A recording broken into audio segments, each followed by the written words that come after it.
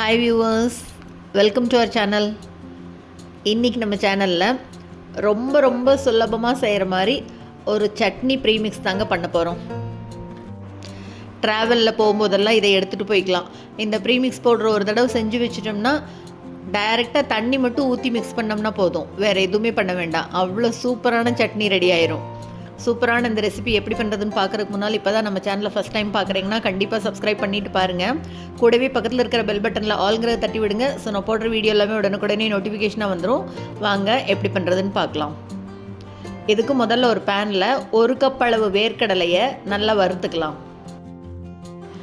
கடலை நல்லா செவக்கிற வரைக்கும் வறுத்துக்கணும்.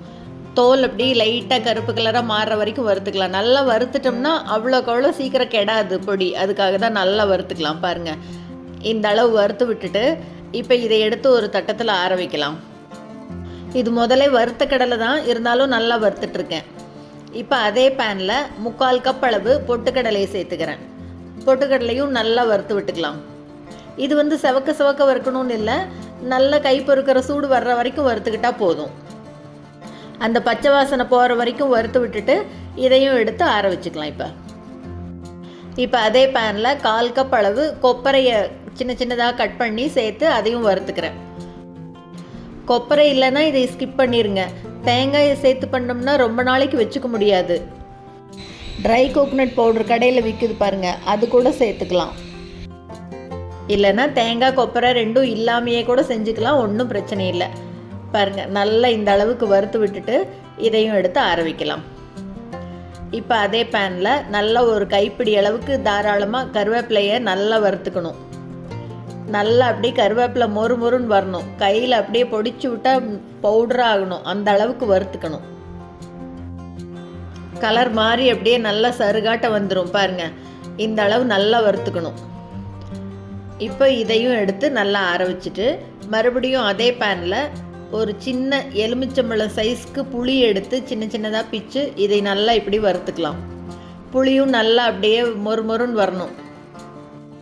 இது எல்லாமே ட்ரை ரோஸ்ட் தான், ஆனால் எல்லாத்தையும் நல்லா வறுத்து பொடி பண்ணி வச்சிட்டோம்னா சட்னி வேணுங்கும் போது இன்ஸ்டண்ட்டாக 5 நிமிஷத்தில் டக்குன்னு பண்ணிடலாம். 5 நிமிஷமே அதிகம். வெறும் தண்ணி மட்டும் எடுத்து கலந்து விட்டோம்னா போதும். நல்லா பவுட்ரு பண்ணி இதை ஒரு ஏர்டைட் கண்டெய்னரில் போட்டு ஃப்ரிட்ஜில் வச்சுட்டிங்கன்னா 1 மாதம் ஆனாலும் கெடவே கெடாது. ஊருக்கு போகும்போதெல்லாம் இதை தாராளமாக எடுத்துக்கலாம். ட்ராவல் மிக்ஸாக வச்சுக்கலாம் இதைய. இப்போ அதே வானிலையில் 1 டேபிள் ஸ்பூன் எண்ணெய் விட்டு ஒரு 15லிருந்து 20 மிளகாய் சேர்த்துக்கலாம். காஞ்ச மிளகாயை சேர்த்து நல்லா வறுத்துக்கணும். இப்போ இது கூடவே இந்த மிளகாய் வறுபடும் போதே இது கூட 1 ஸ்பூன் அளவுக்கு சீரகம் சேர்த்துக்கிறேன்.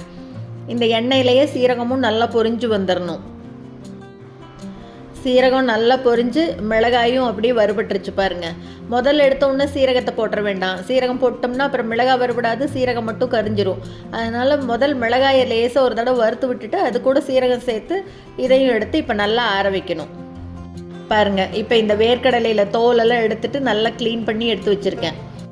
இது எல்லாத்தையும் நல்லா கம்ப்ளீட்டாக ஆற விட்டுறலாம். பேச்சுலர்ஸ் இதெல்லாம் வீட்டிலேருந்து போகும்போது செஞ்சு எடுத்துகிட்டு போயிட்டிங்கன்னா போகிற இடத்துல இட்லியோ தோசையோ ஊற்றிட்டு இந்த மிக்ஸ் எடுத்து கொஞ்சம் தண்ணி கலந்தால் போதும், சைட் டிஷ் டக்குன்னு ரெடி ஆயிரும். முதல்ல இப்போ ஒரு மிக்ஸி ஜாரில் வறுத்து வச்ச மிளகாயும் சீரகத்தையும் சேர்த்து 1-2 கொரகொரப்பாக இந்த மாதிரி அரைச்சிட்டு அதுக்கப்புறமா இந்த பொட்டுக்கடலை, தேங்காய், கருவேப்பிலை அதெல்லாம் முதல்ல சேர்த்துக்கலாம். இப்போ இதுக்கப்புறமா கடைசியில் இந்த வேர்க்கடலையை சேர்த்துக்கலாம். வேர்க்கடலை முதலே சேர்த்துற வேண்டாம், பவுடர் ஆயிடுச்சுன்னா எண்ணெய் பிரிய ஆரம்பிச்சிடும். கடைசியில் சேர்த்துட்டு இதுக்கு தேவையான அளவு உப்பு சேர்த்து நல்லா இந்த மாதிரி பவுடராக அரைச்சி எடுத்துக்கலாம். பாருங்கள், அட்டகாசமான சட்னி ப்ரீமிக்ஸ் ரெடி ஆயிடுச்சுங்க. ரொம்ப நைஸாகவும் இல்லாமல் அப்படி பருப்பாகவும் இல்லாமல் இந்த மாதிரி கொரகொரப்பாக அரைச்சி எடுத்து வச்சுக்கிட்டோம்னா அட்டகாசமான ப்ரீமிக்ஸ். பாருங்கள், எடுத்து காமிக்கிறேன். இப்போ ஒரு பாத்திரத்தில் போட்டு கலந்து காமிக்கிறேன். பாருங்கள், இன்றைக்கி இட்லிக்கு இந்த ப்ரீமிக்ஸ் தாங்க நம்ம வீட்டில். பாருங்கள், 3 ஸ்பூன் எடுத்திருக்கேன். போட்டுட்டு தண்ணி நம்மளுக்கு வேணுங்கிற அளவு கலந்துட்டா போதும். தண்ணியாக வேணும்னா இன்னும் கொஞ்சம் ஊற்றிக்கலாம், இல்லை கெட்டியாக வேணும்னா தண்ணி கொஞ்சமாக விட்டுட்டா போதும்.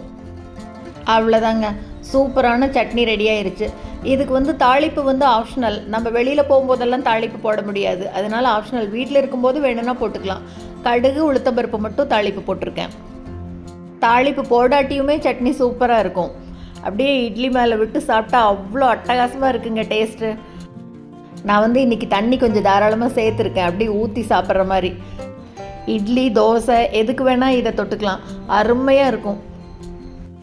செஞ்சு வச்சிட்டோம்னா எப்போ வேணுமோ டக்குன்னு 5 நிமிஷத்தில் எடுத்து தண்ணியை விட்டு கலந்து சட்னி ரெடி பண்ணிக்கலாங்க. சூப்பரான இந்த ப்ரீமிக்ஸ் பவுடரை நீங்களும் செஞ்சு பார்த்துட்டு மறக்காமல் கமெண்ட்டில் சொல்லுங்கள். இந்த வீடியோ உங்களுக்கு பிடிச்சிருந்ததுன்னா லைக் பண்ணுங்கள், ஷேர் பண்ணுங்கள், கமெண்ட் பண்ணுங்கள். மறக்காமல் நம்ம சேனலை சப்ஸ்கிரைப் பண்ணுங்கள். கூடவே பக்கத்தில் இருக்கிற பெல் பட்டனையும் தட்டி விடுங்க. ஸோ நான் போடுற வீடியோ எதுவுமே மிஸ் பண்ணாமல் பார்க்கலாம். தேங்க்ஸ் ஃபார் வாட்சிங்.